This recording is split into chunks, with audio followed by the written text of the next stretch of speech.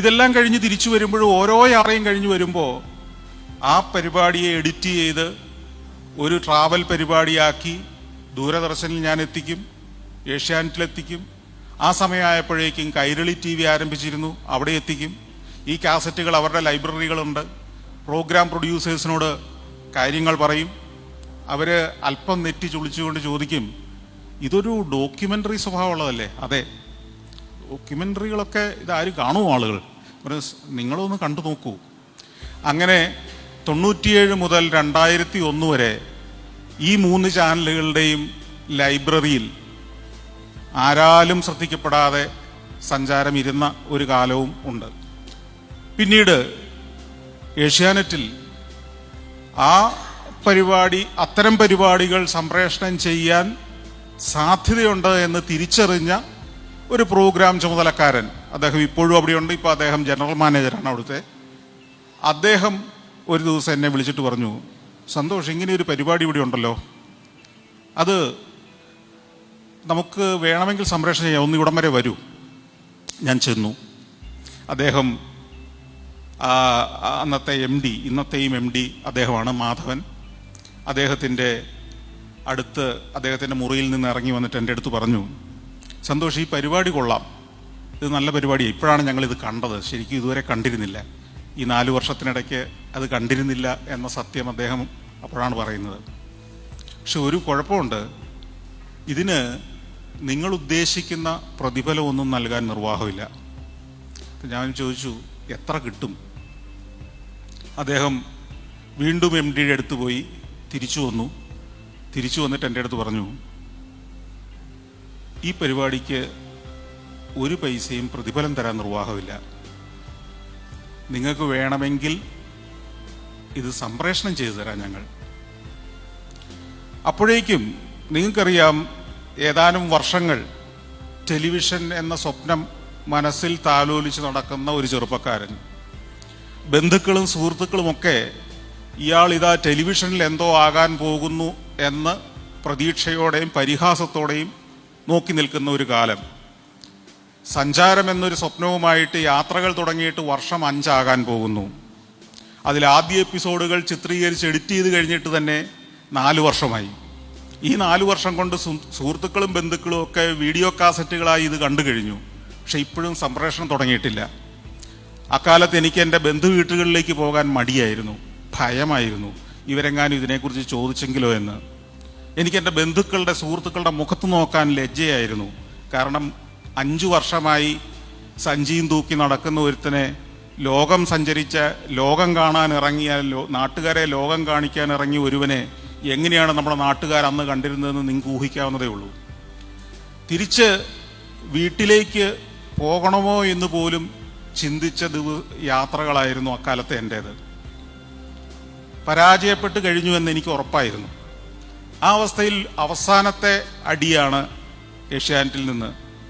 പരിപാടി കൊള്ളാം, പക്ഷേ ഇപ്പോഴത്തെ സ്ഥിതിയിൽ ഈ പരിപാടിക്ക് പൈസയൊന്നും തരാൻ നിർവാഹമില്ല. ഞാൻ അവിടെ ഒരു 2 മിനിറ്റ് സമയം തരാൻ പറഞ്ഞു എനിക്ക്. ഞാൻ അവിടെ ഒരു കസേരയിൽ മാറിയിരുന്ന് ചിന്തിച്ചു, ഇതിന് പൈസ വേണം എന്ന് ഞാൻ വാശി പിടിച്ചാൽ ഏഷ്യാനെറ്റ് ഈ പരിപാടി സംപ്രേഷണം ചെയ്യില്ല. പൈസ വേണ്ട എന്ന് ഞാൻ സമ്മതിച്ചാൽ ചിലപ്പോൾ അടുത്ത ആഴ്ച മുതൽ സംപ്രേഷണം ആരംഭിക്കും. എന്നെ സംബന്ധിച്ചിടത്തോളം എനിക്കെൻ്റെ നാട്ടിലേക്ക് ചെന്നിറങ്ങണമെങ്കിൽ ഏഷ്യാനെറ്റിൽ ഈ പരിപാടി സംപ്രേഷണം ചെയ്തേ പറ്റൂ. ഒരു എപ്പിസോഡെങ്കിലും ടെലിവിഷനിൽ വന്നാൽ എനിക്കെൻ്റെ വീട്ടിലേക്ക് ധൈര്യപൂർവ്വം കയറിച്ചെല്ലാം. അപ്പോഴേക്ക് ഞാൻ വിവാഹം കഴിച്ചിരുന്നു. എനിക്കെൻ്റെ ഭാര്യ വീട്ടുകാരുടെ മുഖത്തേക്ക് നോക്കാം. ഞാൻ സമ്മതിച്ചു, സംപ്രേഷണം ചെയ്യാം, പൈസ വേണ്ട.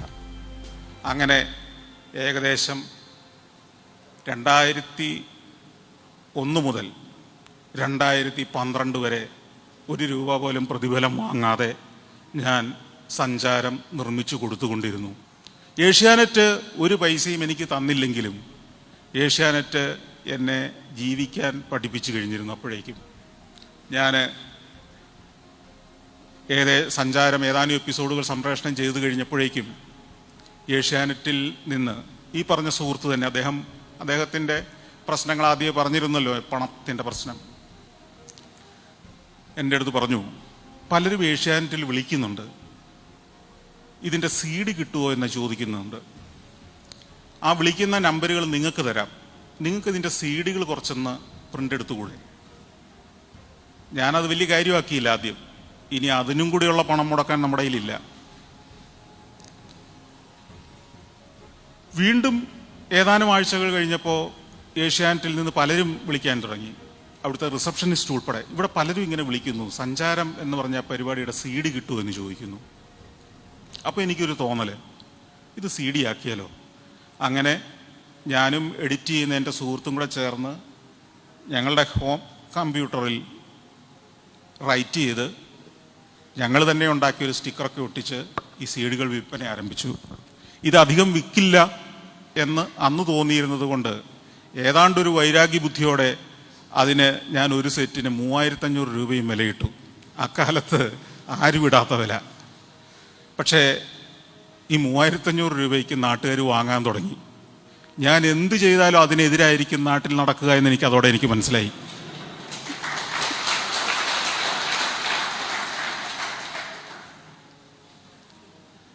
സഞ്ചാരം അങ്ങനെ 12 വർഷം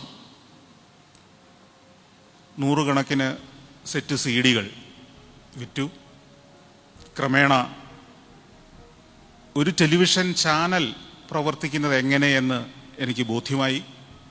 സഞ്ചാരം പോലൊരു പരിപാടി ആഴ്ചയിൽ ഒന്നേ നിർമ്മിക്കുന്നുള്ളൂവെങ്കിലും ആഴ്ചയിൽ എല്ലാ ദിവസവും എങ്ങനെ നിർമ്മിക്കാൻ കഴിയും എന്നെനിക്ക് വ്യക്തമായി. അതിനുള്ളൊരു ടീമിനെ ഞാൻ രൂപീകരിച്ചു. അതിനുവേണ്ട ടെക്നോളജി ഞാൻ ആർജിച്ചു. അപ്പോഴേക്കും സാങ്കേതിക വിദ്യകളാകെ മാറിയിരുന്നു. ഒന്നെനിക്ക് മനസ്സിലായി, ഏഷ്യാനെറ്റോ ദൂരദർശനോ മറ്റ് ചാനലുകളോ ഒക്കെ ആരംഭിച്ച കാലത്തെ എക്യുപ്മെൻറ്റ്സോ അത്രയേറെ മാൻ പവറോ അത്രയേറെ സന്നാഹങ്ങളോ ഒന്നുമില്ലാതെ ഇന്നത്തെ കാലത്ത് ബുദ്ധിപൂർവ്വം പ്രവർത്തിച്ചാൽ ഒരു ചാനലിനെ നിലനിർത്തിക്കൊണ്ടു പോകാൻ കഴിയുമെന്ന് മനസ്സിലായി. അങ്ങനെയാണ് ഒരു ദിവസം ഞാൻ വീണ്ടും ഒരു മണ്ടൻ തീരുമാനത്തിലേക്ക് എടുത്തു ചാടിയത്. സഞ്ചാരത്തെ ഒരു ടെലിവിഷൻ ചാനലാക്കി മാറ്റുക. സഫാരി എന്നൊരു ചാനൽ ആരംഭിക്കുന്നത് അങ്ങനെയാണ്. അതിനും നിരന്തരമായ പ്രവർത്തനങ്ങൾ ആവശ്യമായിരുന്നു. ഇന്നും നിങ്ങൾ ആ ചാനൽ കാണുമ്പോൾ നിങ്ങൾക്കറിയാം, ഞാൻ ഈ പറഞ്ഞു വന്നതിൻ്റെ തുടർച്ച അതിലുമുണ്ട്. ഒരൊറ്റ രൂപയുടെ പോലും പരസ്യമില്ലാതെ 5-ാമത്തെ വർഷം പ്രവർത്തിക്കുന്ന കേരളത്തിലെ എന്ന് ഞാൻ പറയുന്നില്ല, ചിലപ്പോൾ ഇന്ത്യയിലെയോ ലോകത്തിലെ തന്നെയോ അപൂർവമായ ചാനലുകളിലൊന്നായിരിക്കും. പരസ്യമില്ലാതെ ടെലിവിഷൻ ചാനൽ പ്രവർത്തിക്കുകയോ ആളുകൾ നെറ്റി ചുളിക്കും. ഒരാൾ എനിക്ക് പൈസ വേണ്ട എന്ന് വാശിയോടെ തീരുമാനിച്ചാൽ പിന്നെ ആർക്കും നിങ്ങളെ ഒന്നും ചെയ്യാൻ കഴിയില്ല എന്നതിൻ്റെ തെളിവാണ് സഫാരിയും സഞ്ചാരവും. പൈസയോട് പുതിയ സംരംഭകരാണെങ്കിൽ എനിക്ക് ഒരു കാര്യമേ പറയാനുള്ളൂ, പണമാവരുത് നിങ്ങളുടെ ലക്ഷ്യം. നിങ്ങളുടെ സ്വപ്നം യാഥാർത്ഥ്യമാക്കുക എന്നതാണ് നിങ്ങളുടെ ലക്ഷ്യമെങ്കിൽ, ആ സ്വപ്നമാണ് നിങ്ങളെ നയിക്കുന്ന ശക്തിയെങ്കിൽ, പണം നിങ്ങൾക്ക് വേണ്ട എന്ന് തന്നെ പണത്തോട് വൈരാഗ്യബുദ്ധിയോടെ നിങ്ങൾ ബിഹേവ് ചെയ്യാൻ തയ്യാറാണെങ്കിൽ നിങ്ങളൊരു വിജയമാകും. നിങ്ങളെ ഓടിച്ച് പുറകെ നടന്ന ആളുകൾ പണം തരുന്നൊരു സ്ഥിതിയിലെത്തും. പണത്തെ വെറുക്കാൻ നിങ്ങൾ പഠിക്കാൻ തുടങ്ങിയാൽ ജീവിതത്തിൽ വിജയമായി മാറും എന്ന് എനിക്ക് മനസ്സിലായിട്ടുണ്ട്. പണത്തെ അകറ്റി നിർത്താൻ ശ്രമിക്കുക. പണമല്ല നിങ്ങളുടെ ലക്ഷ്യമെന്ന് നിങ്ങൾ ഉറച്ചു ചിന്തിക്കുക, ഉറപ്പിച്ച് വിശ്വസിക്കുക. നിങ്ങളുടെ സ്വപ്നം, നിങ്ങളുടെ ആഗ്രഹങ്ങൾ, നിങ്ങളുടെ പാഷൻ, അതിനോടുള്ള ആത്മാർത്ഥമായ സ്നേഹം, അതിനെ വിടാതെ മുറുകെ പിടിക്കുക. പണം നിങ്ങളെ തേടി വരുമെന്നുള്ള കാര്യത്തിൽ സംശയമില്ല. പണം തേടി വരുന്നതല്ലത്, സമൂഹത്തിന്, നിങ്ങളുടെ ഉപഭോക്താവിന് നിങ്ങളെ ആവശ്യമായി വരും. അവരുടെ ആവശ്യബോധം നിങ്ങളെ നയിച്ചുകൊണ്ടേയിരിക്കും. എനിക്കറിയില്ല ഇന്നും എങ്ങനെയാണ് ഈ 5-ാമത്തെ വർഷവും 1 രൂപയുടെ പോലും വരുമാനമില്ലാതെ, 1 രൂപയുടെ പോലും പരസ്യമില്ലാതെ സഫാരി ചാനൽ ഒരു തടസ്സവുമില്ലാതെ പോകുന്നത് എങ്ങനെയെന്ന്. ഞാൻ ഇങ്ങോട്ട് യാത്ര തുടങ്ങുന്നതിന് മുമ്പ് ഇന്ന് സംപ്രേഷണം ചെയ്യേണ്ട എല്ലാ പരിപാടിയും തീർത്ത് അതിൻ്റെ പ്രിവ്യൂവും കണ്ട് അതിൻ്റെ കറക്ഷൻസ് എല്ലാം കൊടുത്ത് ആ കറക്ഷൻസ് എല്ലാം നടപ്പാക്കി കഴിഞ്ഞു എന്ന് ഉറപ്പുവരുത്തിയതിന് ശേഷമാണ് ഞാനിവിടേക്ക് പുറപ്പെട്ടത്. ഓരോ ദിവസവും എൻ്റെ ജോലി അതാണ്. ആഴ്ചയിലെ എല്ലാ ദിവസവും ഞാൻ എൻ്റെ ചാനലിൻ്റെ എല്ലാ പ്രവർത്തനത്തിലും പൂർണ്ണമായി ഇൻവോൾവ് ചെയ്ത് അതിൻ്റെ ഒപ്പം അതിനെ ആസ്വദിച്ച് ജീവിതം മുന്നോട്ട് കൊണ്ടുവന്ന ഒരാളാണ്. നമ്മുടെ നാട്ടിലെ പല കാര്യങ്ങളും നമ്മളെ നിരാശപ്പെടുത്തുന്നതാണ്. ഞാനൊരു നിരാശാവാദിയോ ഒന്നുമല്ല. പക്ഷേ അടുത്ത കാലത്ത് നമ്മൾ ഓരോ യാത്രയും കഴിഞ്ഞ് തിരിച്ചുള്ള യാത്രകൾ നമ്മുടെ നാടിനെക്കുറിച്ച് ചിന്തിച്ചുകൊണ്ടുള്ള യാത്രകളായിരിക്കും. ഞാൻ ഒരു പുസ്തകം ഈ അടുത്ത കാലത്ത് എഴുതി, കേരളൈസ് എന്നും പറഞ്ഞ്. അതിൽ 10 ആശയങ്ങളാണ് മുന്നോട്ട് വെച്ചത്. അതായത് ഈ യാത്രകൾ നടത്തുമ്പോൾ ഞാൻ കുറേ ദൃശ്യങ്ങൾ ആളുകളെ കൊണ്ടുവന്ന് കാണിക്കുന്നു, കുറേ അനുഭവങ്ങൾ ആളുകൾക്ക് കൊടുക്കുന്നു എന്നതിനപ്പുറം കേരളം എന്ന എൻ്റെ നാട്ടിൽ എൻ്റെ യാത്രകൾ കൊണ്ട് എന്തെനിക്ക് കൊടുക്കാൻ കഴിയും, അല്ലെങ്കിൽ എൻ്റെ യാത്രകളിലൂടെ ഞാൻ പഠിച്ച എന്ത് കാര്യങ്ങൾ കേരളത്തിന് പ്രയോജനപ്പെടുത്താൻ കഴിയും എന്ന ചിന്തയിൽ നിന്നാണ് ഈ 10 ആശയങ്ങൾ കൊണ്ടുവന്നത്. അതായത് നമ്മൾ കേരളത്തിൽ ഏറ്റവും വലിയ പ്രശ്നങ്ങൾ എന്ന് കരുതുന്ന എല്ലാ പ്രശ്നങ്ങൾക്കും ലോകത്തെ ഏതെങ്കിലും ഒരു രാജ്യം അല്ലെങ്കിൽ ഒരു നാട് സൊല്യൂഷൻ ഉണ്ടാക്കിയിട്ടുണ്ട്. സിംഗപ്പൂർ ഒരു കാലത്ത് കൊതുക് വളർത്തൽ കേന്ദ്രമായിരുന്ന കാലത്ത് നിന്ന് ഇന്നത്തെ സിംഗപ്പൂരാക്കി മാറ്റിയത് എങ്ങനെയെന്നുള്ള ചോദ്യം ചോദിച്ചാൽ അതിൻ്റെ ഉത്തരം മതി. കൊച്ചിക്കും കൊതുകില്ലാത്ത കൊച്ചിയാക്കി കൊച്ചിയെ മാറ്റാൻ നോക്കിയല്ല, അതിനുള്ള ബുദ്ധിയില്ല. ബുദ്ധി ഉണ്ടെങ്കിലും അതേ നോക്കില്ല. ഇങ്ങനെ കേരളത്തിലെ നമ്മൾ നേരിടുന്ന ഓരോ പ്രശ്നത്തിനും ലോകത്തെ ഏതെങ്കിലും ഒരു നാട്ടുകാരെ സൊല്യൂഷൻ ഉണ്ടാക്കി വെച്ചിട്ടുണ്ട്. ഗതാഗത പ്രശ്നങ്ങൾക്കാവാം, മാലിന്യ പ്രശ്നങ്ങൾക്കാവാം, തൊഴിലില്ലായ്മയ്ക്കാവാം, എല്ലാത്തിനും. കാരണം ലോകത്ത് 190 ചില്ലുവാനം രാജ്യങ്ങളുണ്ട്. അവിടെയൊക്കെ ചെറിയ ചെറിയ ഗവൺമെൻറ്റുകൾ ഉണ്ട്, അതായത് പ്രാദേശിക ഗവൺമെൻറ്റുകളുണ്ട്, അവിടുത്തെ ലോക്കൽ സെൽഫ് ഗവൺമെൻറ്റ്സ് ഉണ്ട്. ഇവരൊക്കെ ഈ നമ്മൾ നേരിടുന്ന പ്രശ്നങ്ങളൊക്കെ നമുക്ക് മുമ്പേ അഡ്രസ്സ് ചെയ്തിട്ടുണ്ട് പലയിടത്തും. നമ്മുടേത് മാത്രമേ. ഈ അടുത്ത കാലത്തുണ്ടായൊരു സംഭവം തന്നെ ഒന്ന് ചിന്തിച്ചു നോക്കൂ. നിപ്പ വൈറസ് ഉണ്ടെന്ന് നമ്മൾ കണ്ടുപിടിച്ചു. നമ്മൾ എങ്ങനെയാണ് അതിനെ നിയന്ത്രണത്തിലാക്കിയത്? നമ്മുടെ ബുദ്ധിയോ നമ്മുടെ വൈദഗ്ധ്യമോ നമ്മൾ കണ്ടുപിടിച്ച മരുന്നോ കൊണ്ടല്ല. ഇതിനു മുമ്പ് ഇത് വന്ന നാട്ടിൽ എങ്ങനെയാണ് അവരതിനെ സോൾവ് ചെയ്തതെന്ന് നോക്കിയിട്ടല്ലേ. അങ്ങനെയാണ് ആ പ്രശ്നത്തെ കണ്ടെയ്ൻ ചെയ്യാൻ കഴിഞ്ഞതെങ്കിൽ കേരളം ഇന്ന് നേരിടുന്ന സർവ്വ പ്രശ്നത്തിനും അങ്ങനെ തന്നെ ഉത്തരവുണ്ട്. ഈ ചോദ്യം ചോദിക്കാൻ നമുക്കറിയില്ല എന്നതാണ് പ്രശ്നം. ചോദ്യം ചോദിക്കാൻ, അന്വേഷിക്കാൻ, ഗൂഗിളിൽ ഒരു ചോദ്യം അടിച്ചിടാൻ പോലും നമുക്കറിയില്ല എന്നുള്ളതാണ് പ്രശ്നം. ഇത് ചെയ്യാൻ അറിയുന്ന ഭരണാധികാരികളില്ല എന്നതാണ് ഞാൻ നേരിടുന്ന നിരാശയുടെ കാരണം. റിച്ചാർഡ് ബ്രാൻസനാണ് ഞങ്ങളുടെ ബഹിരാകാശ യാത്ര സംഘടിപ്പിക്കുന്ന വെർജിൻ ഗാലക്റ്റിക് കമ്പനിയുടെ ചെയർമാൻ. അദ്ദേഹം ഫ്യൂച്ചർ ആസ്ട്രോണറ്റ്സ് എന്ന് പറയുന്ന ഈ കമ്മ്യൂണിറ്റിയെ, ഞങ്ങൾ ഉൾപ്പെടുന്ന കമ്മ്യൂണിറ്റിയെ ആണ്ടിൽ 2 തവണ നെവാദ മരുഭൂമിയിലെ സ്പേസ് പോർട്ടിലേക്ക് ക്ഷണിക്കും. സാധാരണഗതിയിൽ ആണ്ടിൽ 2 തവണ 2 ദിവസം അവിടെ സ്പെൻഡ് ചെയ്യാറുണ്ട് ഞങ്ങൾ. അപ്പോൾ അദ്ദേഹത്തോടൊപ്പം അദ്ദേഹത്തിൻ്റെ ഇത്തരം ഗെറ്റ് ടുഗദറുകളിൽ മിക്കവാറും ലോകപ്രശസ്തരായ ഏതാനും സെലിബ്രിറ്റികളുണ്ടാവും. അപ്പം ഞങ്ങൾക്കുള്ളൊരു എക്സൈറ്റ്മെൻറ്റ്, എല്ലാ തവണയും റിച്ചാർഡ് ബ്രാൻസൺ മാത്രമാകുമ്പോൾ നമുക്ക് എക്സൈറ്റ്മെൻ്റ് ഇല്ലല്ലോ. അടുത്ത തവണ ചെല്ലുമ്പോൾ ഓരോ തവണയും ഓരോരോ ഗസ്റ്റുകളെ കൊണ്ടുവരും.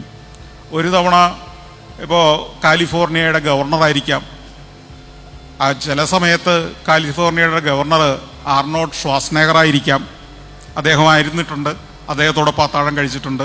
അപ്പോൾ ഇങ്ങനെയുള്ള പല നമ്മൾ കേട്ടിട്ടുള്ള, അകലെ നിന്ന് കണ്ടിട്ടുള്ള, സിനിമകളിൽ കണ്ടിട്ടുള്ള, പത്രവാർത്തകളിൽ മാത്രം കണ്ടിട്ടുള്ള ആളുകളോടൊപ്പം അവരുടെ തിരക്കുകളിൽ നിന്ന് വിട്ട് നമ്മൾ 10, 20, 30 ആളുകളുടെ മാത്രം ഒരു ചെറിയ സംഘത്തിൽ ഒരു രാത്രിയും അടുത്ത 2 പകലുകളും മുന്നും പിന്നുമുള്ള 2 പകലുകളും ഒക്കെ കൂടുതൽ സമയം സ്പെൻഡ് ചെയ്യുക, അവരുടെ ആശയങ്ങൾ കേൾക്കുക, അവരുമായിട്ട് ആശയവിനിമയം നടത്തുക, അവർ നമ്മളെക്കുറിച്ച് ചോദിക്കുക, നമ്മളെ പ്രവർത്തനങ്ങളെക്കുറിച്ച് ചോദിക്കുക, ഇതൊക്കെ പങ്കുവയ്ക്കുന്ന നിമിഷങ്ങൾ അല്ലെങ്കിൽ സമയം, അത് റിലാക്സ്ഡ് ആയ സമയം നമുക്ക് കിട്ടുക എന്നത് കൂടെ നിന്നൊരു സെൽഫി എടുക്കുകയോ ഒരു ഓട്ടോഗ്രാഫിന് ഓടിച്ചെന്നിട്ട് അപരിചിതനായിട്ട് മറഞ്ഞു പോവുകയോ ചെയ്യുന്നത് പോലെയല്ല. നമ്മൾ അവരുടെ കൂടെയുള്ള ഒരാൾ എന്നൊരു തോന്നലുണ്ടാക്കുന്നത് അത് തീർച്ചയായിട്ടും വലിയൊരു അനുഭവമാണ്. അങ്ങനെ പല ആളുകളും ഉണ്ടായിട്ടുണ്ട്. അതാണ് സത്യത്തിൽ നമ്മളുടെ ഈ യാത്രകളിൽ പല ആളുകളിൽ നിന്ന് നമുക്ക് ഈ റിച്ചാർഡ് ബ്രാൻസണൊക്കെ പോലുള്ള ആളുകൾ നമുക്ക് ഒത്തിരി പാഠങ്ങളും പഠിപ്പിച്ചു തരുന്നുണ്ട്. 9ാം ക്ലാസ് മാത്രം വിദ്യാഭ്യാസമുള്ള റിച്ചാർഡ് ബ്രാൻസൺ 400 ചില്ലുവാനം കമ്പനികളുടെ ചെയർമാനാണിന്ന്. അപ്പോൾ ഞാൻ പലപ്പോഴും അത്ഭുതത്തോടെ ചിന്തിക്കാറുണ്ട്, 400-ലേറെ കമ്പനികളുണ്ടെങ്കിൽ ഇയാൾക്ക് വർഷത്തിൽ അയാളുടെ ഒരു കമ്പനിയെക്കുറിച്ച് ഒരു ദിവസം പോലും സംസാരിക്കാൻ നേരം കിട്ടിയില്ല. അല്ലെങ്കിൽ ഒരു ദിവസം മാത്രമാണ് അല്ലെ ഒരു കമ്പനിയെക്കുറിച്ച് അയാൾക്ക് സംസാരിക്കാൻ നേരം കിട്ടുക. അപ്പോൾ വർഷത്തിൽ ഒരേ ഒരു ദിവസം സംസാരിച്ചാൽ ഒരു കമ്പനി ബാക്കി 365 ദിവസവും ഓടുമെങ്കിൽ ആ സംവിധാനം എത്ര മഹത്തരമായിരിക്കും. അയാളുടെ ടെക്നോളജി, അയാളുടെ മാനേജ്മെന്റ് വൈദഗ്ധ്യം എത്ര മിടുക്കുള്ളതായിരിക്കും. നമ്മൾ രാവിലെ മുതൽ പാതിരാത്രി വരെ വർത്താനം പറഞ്ഞിട്ട് നമ്മുടെ പ്രസ്ഥാനം നേരെ ആവുന്നുമില്ല.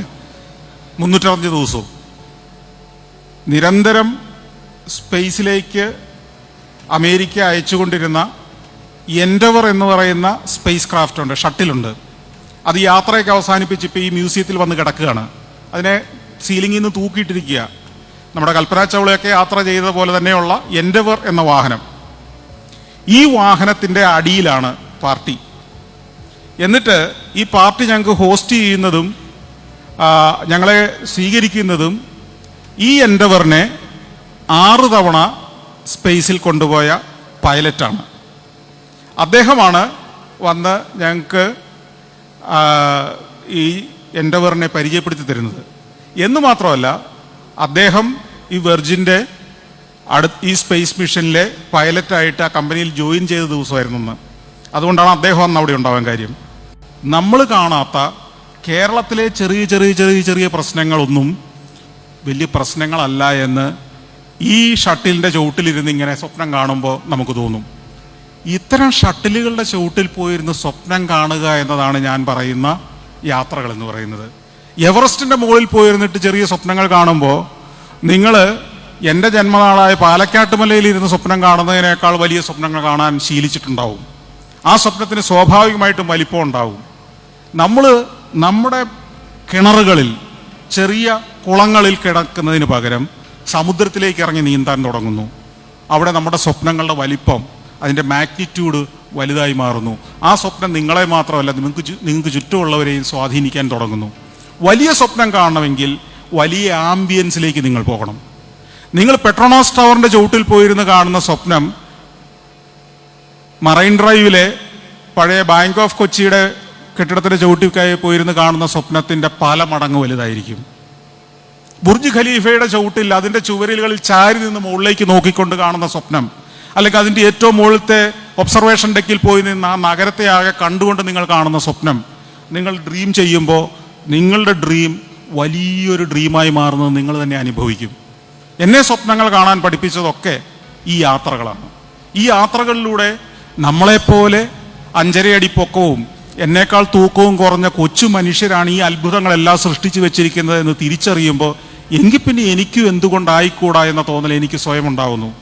നമ്മളെക്കാൾ കൊച്ചു മനുഷ്യരുടെ ഒരു സമൂഹത്തിൽ ജീവിച്ചുകൊണ്ട് അവരുമായിട്ട് മല്ലയുദ്ധം നടത്തുന്ന ആളുകളാകുമ്പോൾ നമ്മുടെ സ്വപ്നങ്ങളും അവരുടെ സ്വപ്നം പോലെ ചെറുതായി പോകുന്നു. അതാണ് നമ്മൾ യാത്ര ചെയ്യാത്തവന് സംഭവിച്ചു പോകുന്നത്.